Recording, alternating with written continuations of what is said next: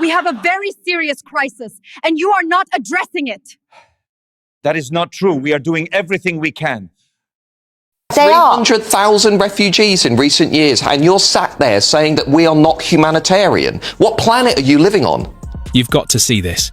Matt Goodwin calmly and confidently dismantled political commentator Fahima Mohammed live on air. There was no shouting, no drama, just a series of calm, measured responses. Fahima came in strong, challenging the anti-immigration stance. But Matt stood his ground and wasn't backing down.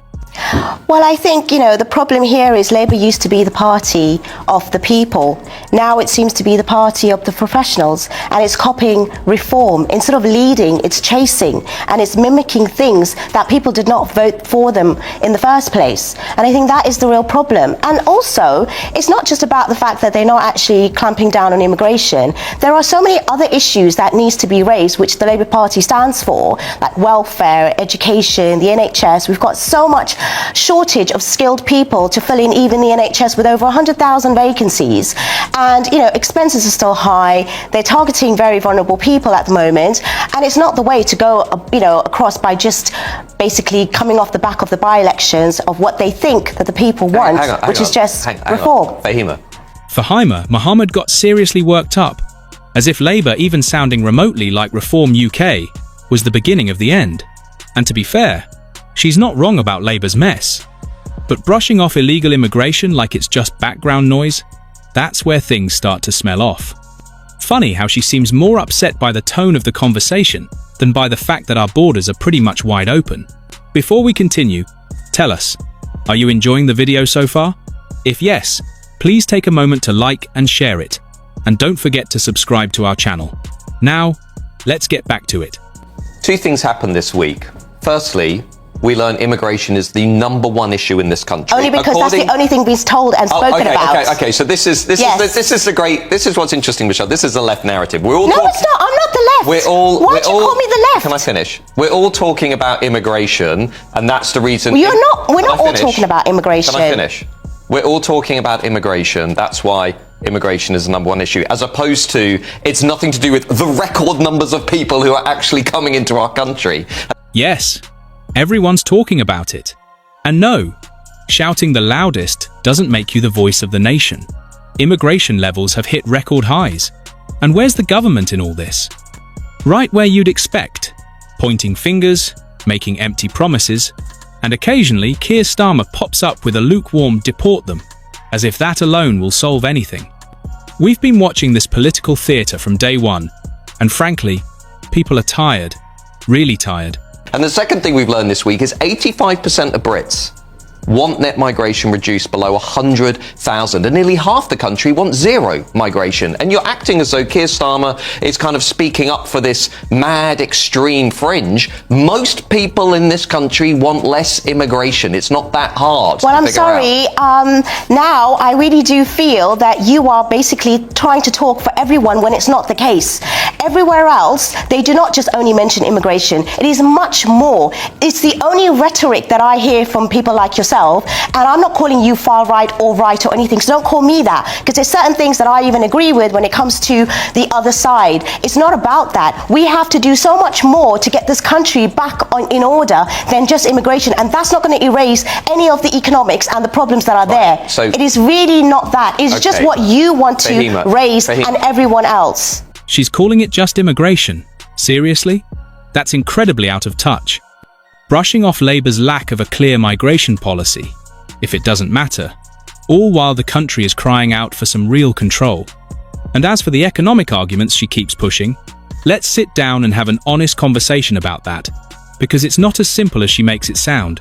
As I say, it's the #1 issue in the country. That's the British people. Because that's the telescope right now that's been put on. That's the British people who are saying we don't want to have to deal with these record numbers of people, many of whom are breaking our laws. And it's the British people who are watching this show who are being asked to pay £15 billion over the next 10 years, 5 million a day for hotels and accommodation. You talk about economics. How about we take that 15 billion by fixing the illegal migration crisis? And how about we have 10 new hospitals for the British people. Why don't we do that? Well, why can't we also fix the processes in the first place? It's been so long where people are waiting for their immigration status. They are not actually being processed properly. We don't have the staff. We do not have all of that. But all everyone is talking about, like as if it's just the migrants' fault themselves.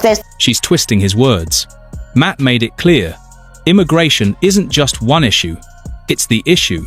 It's the root cause feeding into everything else, including the economic mess we're in. Think about it. We've got hundreds of hotels filled with asylum seekers, costing taxpayers millions every single day. It's not sustainable. It's bleeding the treasury dry. This isn't a strategy. It's a disaster. And how do they plan to fill the financial black hole they've created? Simple. They come for our money. Thanks for that, Westminster. And this is not fair. The state is now taking British taxpayers' money, giving it to private companies like Serco, who are outbidding the British people in their own housing market to give more favourable contracts to illegal migrants and asylum seekers. You talk about fairness. My question is, how is that fair? They are not doing that for everyone. At the end of the day, you have to understand they are all not criminals. They are all not here living in hotels. They all don't have the benefits like you think. A lot of them are wanting to work. They're just not given the process to do that. They are also needing to Do you think they should be allowed to work? Well, if they are going through a process and they are actually filling the sort of criteria that meant to be, because at the end of the day, every country has taken a certain amount. I do not think that it should be overly exaggerated with regards to everyone being criminal, everyone here being economic migrants, and they are just here to cause havoc. While working-class communities are left to face the harsh realities of grooming gangs and rising crime, Fahima seems more focused on performative outrage, preaching compassion as if she's on a TED stage. It's disappointing that she doesn't appear to show the same level of concern for the actual victims. Let's be honest, her outrage doesn't seem to be about the people affected, but rather about preserving her party's image and protecting her own community's interests. 300,000 refugees over the last 3 or 4 years. Well, you know what? At the end of the day, we have to understand that they are doing what they feel that they can. They don't have the means all of the time to come through certain... Everybody should just do what they want. No, it's not. There should be tougher sort of legal processes here, done quicker.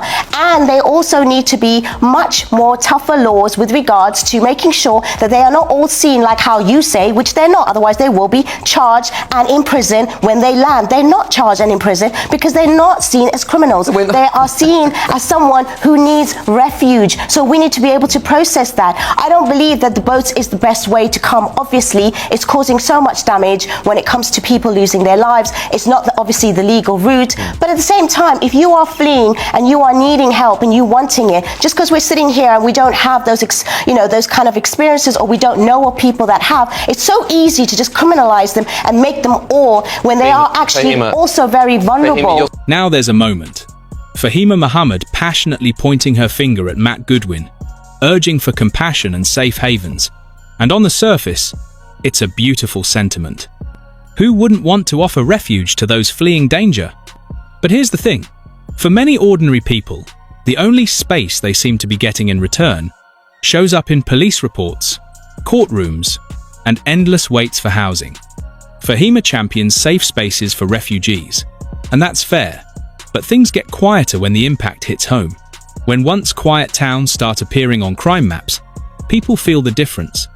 It's easy to speak about ideals when you're not the one living with the daily consequences, isn't it? Starting point is always, what about the rights and the sense of fairness for people who are coming from outside British of the country values who are breaking our law? I'm sorry, they're not all breaking the law. They're not all breaking the law. You live in some fantasy land. No, you live in a very different land. The British culture is based on the notion of fair play, which is if people come into the country... Which is humanitarian as well, refuge. And it's laws. also Christian for you to also not be so hostile like you and talk like you and put everyone in that sort of boat like they are. 300,000 refugees in recent years, and you're sat there saying that we are not humanitarian. What planet are you living on? You don't even need to watch the whole clip. This one moment sums it up perfectly. We're being lectured about humanitarianism, British values, and morality by people who once benefited immensely from this country. And now, as the UK gets mocked and labelled a soon-to-be third-world country, just for showing a bit of compassion, those same voices are back, not with gratitude, but with criticism. They're scolding us for doing more than most nations would ever dare to. It's not just insulting, it's completely out of touch. Don't break the So law. easy for you to say when your family is not being, bombed and they're not actually Being asked to pay out for the of- crisis. I'm a taxpayer. So I am work I. hard. So am Everyone I. watching this show. So am I. Right. So why should those people be asked to spend billions of pounds every year on a crisis that their leaders refuse to fix? Well, How then is it's that not right? their fault. It is the politicians' fault to get it right and to get those So let's processes fix the right. crisis. Yes, the crisis, but don't just blame the sort of migrants that are coming. It is to do with the politicians and people like yourself who are in these kind of, big sort of parties that are putting the blame on the wrong people and the wrong side.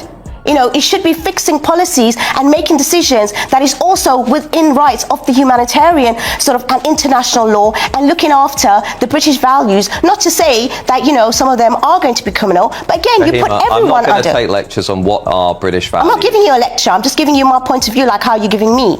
Matt Goodwin didn't just hold his ground, he dominated the debate with clear, uncompromising facts.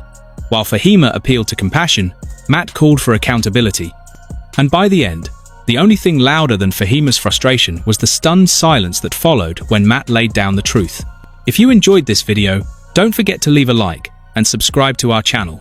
Your support helps us grow and motivates us to keep creating more content just like this. It only takes a second, but it means the world to us. Thanks for watching, and we'll see you in the next one.